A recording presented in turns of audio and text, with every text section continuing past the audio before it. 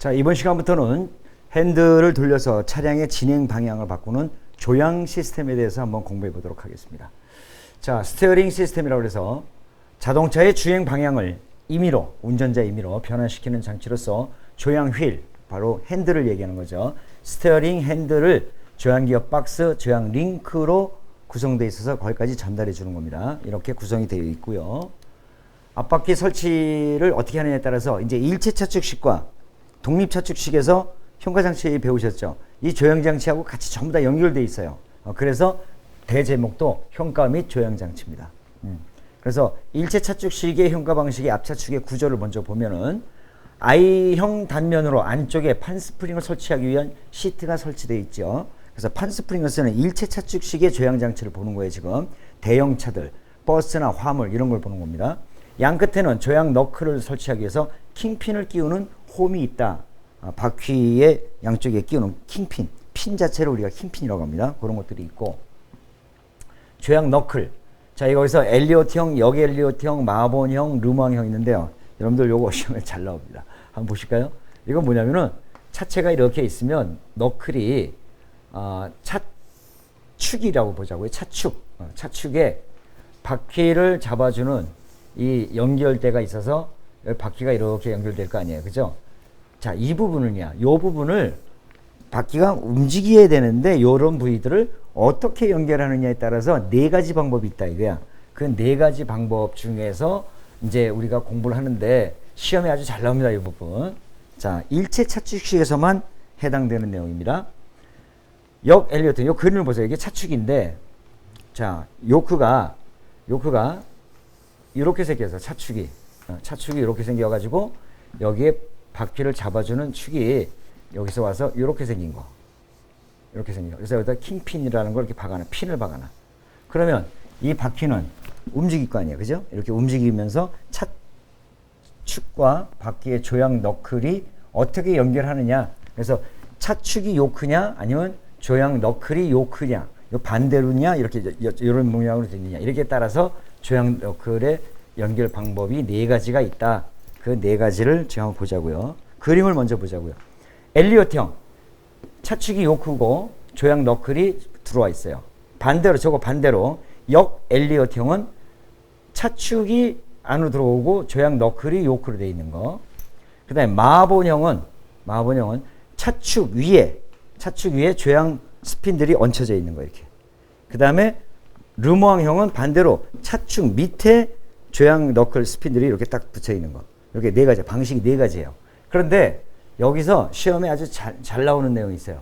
다음 중 조향 너클의 지지 방식이 아닌 것은 이렇게 시험에 나옵니다. 그러면 엘리어트형, 역엘리어트형, 마본형, 그 다음에 역마본형 이렇게 나와요. 시험에.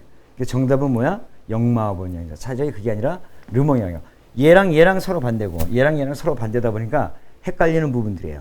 그래서 엘리어트형, 역엘리어트형, 마본형, 르몽형 이렇게 네 가지가 있다는 거 그림을 통해서도 여러분들이 꼭 기억해 두시기 바랍니다. 정답 뭐라고요? 뭔지는 모르지만 하여튼 역마본형이 정답이야. 마본형의 반대는 르몽형입니다. 알고 계시기 바랍니다. 그래서 이 조향 너클, 바퀴하고 같이 움직이는 이 너클은 자동차 앞부분의 중량 및 노면에서 받는 충격을 지지하죠. 그래서 자동차 방향 변환 시 킹핀을 중심으로, 킹핀에 꽂혀 있으니까 얘를 중심으로 회전운동에서 조향작용을 한다. 핀이 박아놓으니까 여기 움직여서 회전운동을 해서 방향을 바꾼다. 그 얘기입니다. 요크가 차축에 접촉되는 부분에 스러스트 베어링이 설치되어서 방향 전환 시 회전 저항을 감소시킨다. 베어링을 줌으로 인해서 마찰 저항을 감소시키죠. 부드럽게 돌려주는 거야. 킹핀을 설치하는 홈에는 청동제, 부싱. 자, 킹핀을 그냥 쇠와 쇠끼 쇠 있는 데다 핀을 갖다 푹 박아놓으면은 이게 움직이는데 삐그덕 거릴 거 아니에요. 그죠? 그래서 조금 무른 청동제, 부싱, 원통형의 베어링 역할을 하는 거야. 부싱을 갖다 끼워놓게 되면 그만큼 부드럽다는 얘기죠. 그래서 마멸을 방지한다. 킹핀은 차축과 조향 너클을 연결하는 핀이다. 차축과 조향 너클을 연결하는 핀. 쇠봉으로 이만한씩 해요. 물론 차 크기에 따라 다른데 쇠봉이야, 쇠봉. 그냥 핀 박아 놓는 거예요. 자, 그리고 조향장치의 원리가 있습니다. 자, 조향장치의 원리는 평행사변 형식과 그 다음에 이걸 근거로 해서 만들어진 게 이제 에커먼 장토식이에요. 에커먼 장토식. 요즘에 나오는 모든 자동차들은 다 에코먼 장토식입니다. 이것은 에코먼과 장토라는 사람이 연구를 해서 만들어낸 거야. 자, 쉽게 얘기해서 뭐냐면은 자동차를 선회할 때 이 양쪽 바퀴가 두 개가 같이 이렇게 움직이잖아요. 그죠? 같이 움직이는데 이게 같이 움직이다 보면은 완벽한 선회, 부드럽게 선회를 하기 위해서는 여러분들 군대 다녀오신 분들 아실 거예요. 심열종대 줄줄이 우양 앞으로 가 또는 좌양 앞으로 가면은 안쪽에 있는 사람은 자기서 제자리에서 방향만 바꾸면 되죠. 근데 바깥쪽에 있는 사람은 무지하게 빨리 가야죠. 그래야 심열종대가 원활하게 싹 돌아가. 이걸 자동차도 마찬가지야. 자동차를 선회하는데 원활하게 부드럽게 선회를 하려면 안쪽 바퀴는 조금 저항도 적게 받으면서 바깥쪽 바퀴가 좀 많이 돌아줘야 되는 거 아니겠어요? 그죠? 물론 앞바퀴이기 때문에 동력이 직접 전달되는 것에서도 물론 차동장치가 연결돼서 그렇게도 하는데 문제는 뭐냐면 이 두 개가 조향장치로서 같이 움직인다는 거죠. 같이. 예를 들어서 우리가 콤파스 있죠, 여러분들. 콤파스. 이 콤파스를 가지고 원을 그린다고 했을 때 여기에 핀이 하나 박혀있고 여기 연필이 딱 있어요. 그런데 여기를 중심으로 뺑 돌리면 중심점이 하나잖아. 뺑 돌리면 원이 딱 깨끗하게 싹 돌아가죠. 그런데 이 중심점이 두 개라고 생각을 해보세요. 핀이 두 개면 이 원 그려요? 못 그리죠. 찢어져요. 여기가. 못 그려. 그만큼 불편하다는 얘기야. 이걸 어디다 적용을 시키냐면 자동차 선회할 때 앞바퀴를 한번 보자고요. 자, 자동차가 이렇게 있어요. 그런데 뒷바퀴가 이렇게 있고, 자, 앞바퀴가 평행사변 형식으로 꺾었어요. 이렇게. 평행사변 형식은 한 점에서 만나는 일이 없죠. 늘 죽을 때까지 평생 평행선이야.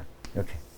자, 그러다 보면 뒷바퀴 중심선에 앞바퀴 중심선을 한 점을 잡아서 돌려야 조금 아까 제가 콤파스 갖고 배웠듯이 원이 선회가 부드럽게 되는데 이 안쪽 바퀴의 중심은 여기고 뒷바퀴의 중심은 쭉 따르면 여기에요. 그러면 선의 중심점이 두 개가 생겨버려. 그러니까 어떻게 차는 어떻게 돼? 끌리죠. 쭉 끌리면서 가는 거야. 이게 바로 앞바퀴 조향장치에서 평행사변 형식입니다. 평행사변 형식. 이러다 보면은 차가 막 끌린단 말이야. 그래서 이러면 안 되겠다. 그러면 어떻게 하면 되느냐? 이렇게 양쪽 바퀴를 평행으로 움직이게 하지 말고 안쪽 바퀴를 바깥쪽 바퀴보다 더 많이 꺾어보자 한번. 뒷바퀴가 이렇게 있고 뒷바퀴 중심선에 한 점에서 만나게 하려면 안쪽 바퀴를 더 꺾어. 바깥쪽 바퀴보다. 그러면 얘는 평행사변 형식이 아니야. 얘 중심선 쭉 따라도 여기서 이렇게 돼서 한 점에서 만나요. 얘 중심선이 여기고 얘 중심선이 쭉 오다 보면 여기서 만나요. 이렇게. 요런 겁니다. 제가 그림을 이렇게 그렸다고요? 기가 막히게 각도 잘 잡았죠. 그죠? 그래서 안쪽 바퀴를 선회하고자 할 때 이 안쪽 바퀴를 바깥쪽 바퀴보다 더 꺾어지게 만드는 거야. 이 선회할 때. 물론 이 양은 최대한 꺾었을 때나 중간일 때나 거의 맞게끔 만드는 거야. 그래서 선회하는 중심을 뒷바퀴 중심선의 한 점에 만날 수 있도록 이걸 보고 우리는 에코먼 장토식이라고 하는 겁니다. 그래서 이 조향장치의 원리는 에코먼 장토식의 원리를 이용해서 만드는데 이렇게 만드는 거예요. 그래서 요 에코먼 장토식이 조향장치의 원리가 이렇다라는 것을 여러분들이 꼭 이해를 해 주시기 바랍니다. 조향각도를 최대로 하고 선회할 때 선회하는 안쪽 바퀴의 조향각이 바깥쪽 바퀴 조향각보다 크게 돼서 뒷차축 연장선상에 한 점 0을 중심으로 동심원을 그리면서 선에서 사이드 슬립, 옆방향으로 미끄러진다든가 또는 조향 핸들의 조작에 따른 저항을 감소시킬 수 있는 방식이 바로 에코먼 장토식이다. 그래서 자동차의 모든 조향 장치는 바로 에코먼 장토식의 원리를 가지고 그렇게 움직이고 있습니다. 여기에 따라서 이제 최소 회전 반경이 있죠. 우리 법규상에 자동차는 최소 회전 반경이 정해져 있습니다. 약 12m 정도 되죠. 그죠? 그런데 자동차가 조향각을 최대로 했을 때 완전히 핸들을 꺾어서 쭉 돈다고 치자고. 그때 중심점에서 반경이 얼마냐? 그 반경 안에 들어와야 돼. 그걸 벗어나면은 너무 조향각이 커버리면은 골목길 들어가는 이럴 때 안 된다는 얘기야. 그래서 자동차를 만들 때 규정상 최소 회전 반경을 몇 메다 이내로 해야 된다라는 게 정해져 있습니다. 그런데 요거를 갖다가 우리가 측정하는 공식이 나와요. 이 공식은 산업기사 보시는 분들이든 기능사 보시는 분들이든 그렇게 어려운 문제 아니에요. 다 알고 계셔야 되고 암기하고 계셔야 됩니다.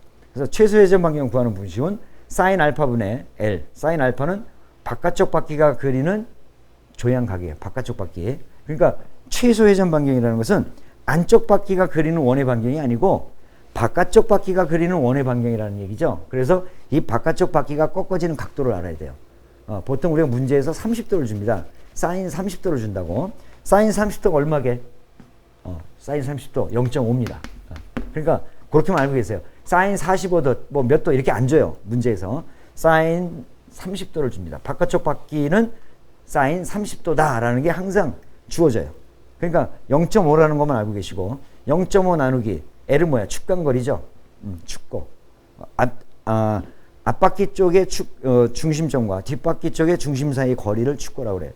자, 이거 다 미터입니다. 미터. 그러니까 센치로 주면 미터로 다 환산해서 넣어줘야 돼요. 그리고 R은 뭐야? 바퀴 중심과 킹펜 중심과의 거리. 요거는 보통 소수점으로 줘요. 어떨 때는 몇 메다, 10m. 그러면은 센치나 이렇게 몇 센치다 이렇게 준다고. 그러면 그 주는 센치를 메다로 바꿔서 써야 돼요, 여러분들. 그거 알고 계셔야 돼요. 그러니까 킹핀 거리는 항상 센치로 줘요. 그러니까 그걸 메다로 바꿔서 그리고 해줘야 돼. 1cm는 몇 미리? 10mm 아니에요. 그죠? 그러니까 똑같아. 1m는 몇 cm? 100cm. 이거 환산 잘 해가지고 계산하셔야 돼. 그러다 보면 정답은 항상 얼마 나오게요? 아까 그랬잖아요. 법계상에 12m 넘는 거 없어. 그러다 보니까 12를 넘는 숫자는 그건 이미 제껴놓고, 그죠? 그리고 계산하시면 됩니다. 그래서 이런 값들을 다 주어지고, 사인 30도를 딱 줘, 아이고, 사인 나오면 이거 공학적인 얘기인데 이거 어떡하지 이러지 말고, 무조건 사인 30도입니다. 그냥 0.5라고 생각하시고 계산하세요. 산수잖아. 그러면 답이 딱 보일 겁니다.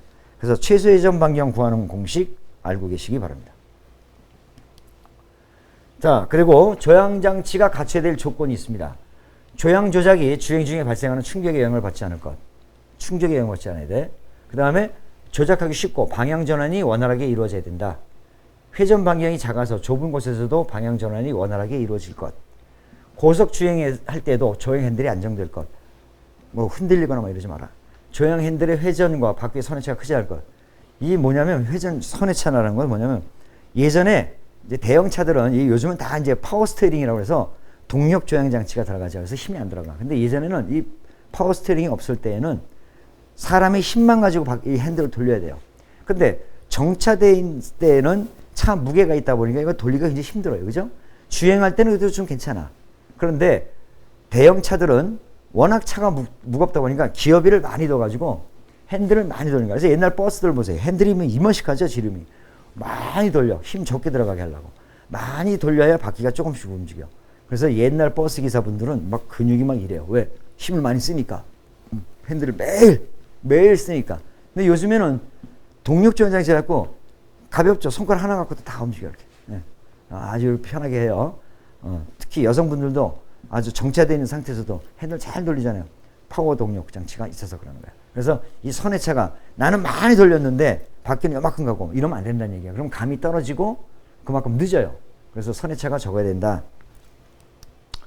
조향 조작기구, 조향장치 구조를 보면은 조향장치의 동력 전달 순서는 조향 핸들 있고, 그 다음에 기어 박스가 있고, 기어비를 줘야 되는, 그 다음에 섹터 축, 피트먼, 일체형 차축이 있어 얘기하는 거예요. 조향 휠, 먼저 핸들이죠. 그 다음에 조향 축과 조향 컬럼에서 조향 축, 이 핸들의 축이 나가는 걸 조향 축이라고 그래요. 그 다음에 조향 컬럼, 축이 내려서 조향 축을 지지하는 역할을 한다. 그 다음에 조향 기어가 있어갖고 기어비로서 이제 변환시켜야 되는 거 아니겠어요? 그렇죠? 이걸 한번 읽어보시기 바랍니다. 이런 식으로 되어 있다. 자, 그런데 여기서 잠깐 볼게요. 그냥 그렇게 넘어가면 여러분들도 이해를 안 가시겠지 또. 자, 핸들이 이렇게 있어. 조향 휠이죠. 축. 그 다음에 여기에 조향 기어 박스가 이렇게 있어요. 박스에서 웜기어가 해가지고 요 볼너트가 있고 해가지고 여기 피트먼 암이 또 쫙 나와 있어요. 피트먼 암이 있고 여기에 링크가 열려 있어. 아이들 암이 있어갖고 여기 쭉 조향 너클이 이제 바뀌죠. 그래서 링크가 중심 링크에서 여기 바퀴가 있어갖고 조향 너크가 여기 연결되는 거예요. 이렇게 이런 식으로. 그래서 핸들을 돌리면 이 기어가 돌면서 이 피트먼 암 요게 좌우로 움직여요. 이렇게 조정에 따라서 좌우로 움직이면서 링크를 좌우로 밀고 당기기 위해서 바퀴 중심에서부터 보통 이 중심 링크는 뒤에가 있죠. 그래서 바퀴가 움직이는 거야. 이런 것들이 이제 보통 일체 차축식에서 쓰는 건데 예전에 승용차에서도 이렇게 썼어요. 왜? 운전자가 여기 있다 보니까 앞바퀴가 운전자 앞에 있잖아요. 그죠? 그런데 이제 조금 그 실기에 때 여러분들이 예전에는 기능사 1급이라는 게 있었어요. 그죠? 2급, 1급, 또 산업기사 1급, 2급 막 이렇게 나갈 때가 있었어요. 그때 1급에서 이런 문제가 많이 나왔는데 지금은 1급, 이런 2급 이런 게 없죠. 그죠? 자, 그런데 보면 뭐냐면 대형차들 있죠. 대형차들. 지금 여기서는 피트먼암이 이 중심 링크를 그대로 바로 연결해서 움직여줘요. 지금 무슨 얘기 하려고 그러냐면은 버스 같은 거 되게 보세요. 버스 보면은 바퀴가 뒤에 있잖아요. 사람이 여기 있고 핸들이 여기 있죠. 그죠? 그럼 여기서 조향축이 하나 기어박스가 있고 여기서 피트먼암이 있는데 바퀴는 여기 있단 말이야. 링크가 이제 앞쪽에 있겠죠. 이렇게. 그럼 여기서부터 여기까지 뭔가 연결해주는 뭐 봉이 하나 있어야 될 거 아니에요. 연결대가 하나 있어야 될 거 아니에요. 그죠? 이 연결대가 바로 드래그 링크라는 거예요. 드래그 링크.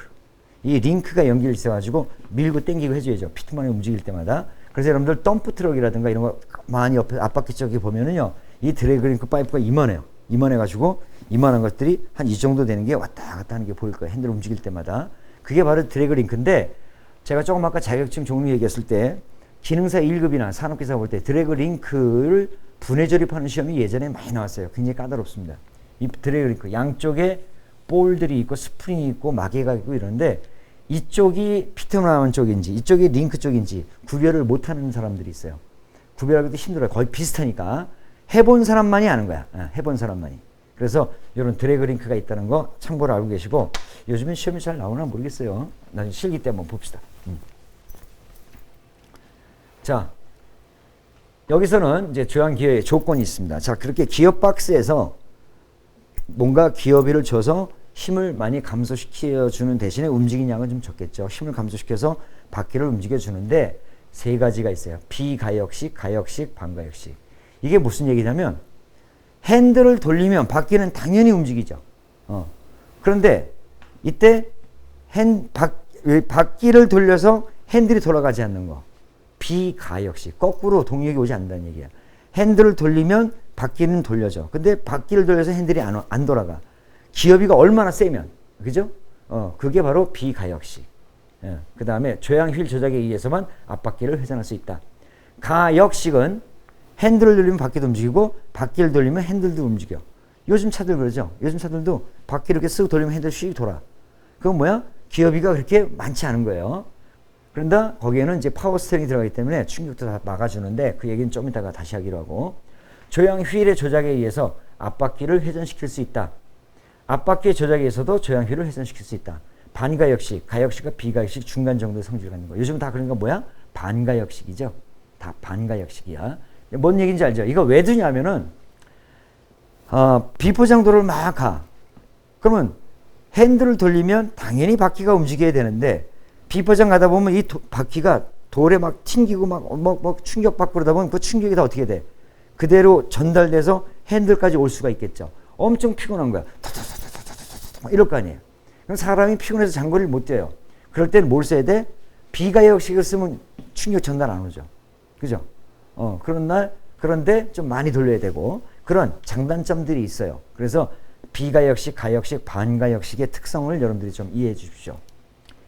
그 다음에 이 조향기의 종류. 아직까지도 지금 일제차 출시입니다. 웜 섹터형, 웜 섹터 롤러형, 볼너트형, 핀 형식, 스크루 너트형, 스크루 볼형, 렉과 핀형 형식. 렉 핀형 형식들이 이제 보통 독립형과 방식에서 구조가 굉장히 간단한 형식으로 쓰는 겁니다. 볼너트 원핀 형식. 이런 것들이 조향 기어 박스의 기어 방식들입니다. 조향 기업이 볼너트 형식일 때 조향 휠의 회전 각도와 피트먼암의 회전 각도와의 비를 조향 기업이라고 합니다. 핸들을 돌렸을 때 아까 제가 피트먼암이 이렇게 움직인다고 그랬죠. 그게 몇 도 움직였느냐, 한 바퀴 돌렸을 때 이게 몇 도 움직였냐, 이걸 알면은 현재 조향 기비가 얼마다라는 걸 알 수 있어요. 이런 거 피트먼암의 각도 분의 조향 휠의 회전 각도. 그러면 조향 기어비가 나옵니다. 조향 기어비를 크게 하면 조향 조작력은 굉장히 가볍죠. 굉장히 가벼워. 그런데 피트먼암이 조금밖에 안 움직여. 그러다 보니까 바퀴가 조금이니까 많이 돌려야 급선회를 할 수가 있겠죠. 조향 기어비를 작게 하면 조향 조작은 굉장히 빨라. 굉장히 빨라. 하지만 조향 조작이 무겁다. 여러분들 경주형 자동차들 있죠. F1 시리즈 같은 것들. 이런 거 조향 기어비 많이 두면 돼, 안 돼요? 고속으로 주행하면서 팍팍팍 꺾어야 되는데 기어비를 많이 더 봐. 그러면 꺾는데 많이 돌리는 사이에 봐서 저희 가서 쳐박을 거라고. 그죠? 그래서 이런 경주형 자동차들은 조향 기어비가 거의 없어요. 그대로요. 1대1. 1대1. 조금만 꺾어도 팍, 그러니까 핸들이 어떻게 돼? 요만하죠. 요만하니까 조금만 돌려. 만약에 컸다 그러면은 조향 그 회전 각도들이 급격하게 변하기 때문에 사고의 위험성이 더 커져요. 따라서 경주형 F1 자동차들 보면 핸들이 요만합니다. 요만해서 조금만 돌려도 팍팍 움직이게끔. 예전에 우리나라 그 메이커 중에 쌍용 자동차에서 아주 멋있는 차들이 나왔었죠. 그 차를 앞에서 보면 영국 차처럼 쫙 뻗는 게 있었어요. 그런 차들이 있습니다. 여러분들 한번 찾아보세요. 그 차 핸들이 요만해요. 그리고 그 차를 팔 때에 운전 경력 몇 년 이상 뭐 이렇게 조건이 달라붙었었어. 그 차 핸들이 요만해요. 왜? 앞이 굉장히 길거든요. 길고 요만해요. 핸들이. 2인용, 2인승. 찾아보십시오. 숙제입니다. 알 필요도 없지만 자, 그런 거 한번 참고로 알고 계십시오.